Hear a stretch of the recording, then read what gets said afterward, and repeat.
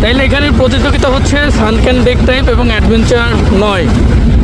Adventure 9কে overtake করে চলে আসতেছে সানক্যান ডেক টাইপের ছোট লঞ্চটি।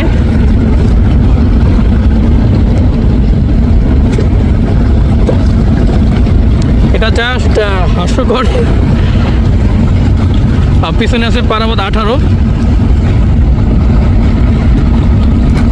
তবে এই সানক্যান ডেক টাইপ লঞ্চটি MB3 না সম্ভবত, টান কিন্তু ভালোই। অ্যাডভেঞ্চার 9 হুইসেল দিচ্ছে।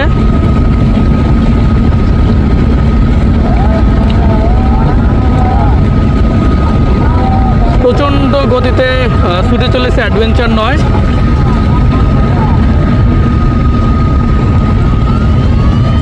পিছনে রয়েছে পারাবত 18, পাশে রয়েছে পূবালী 7।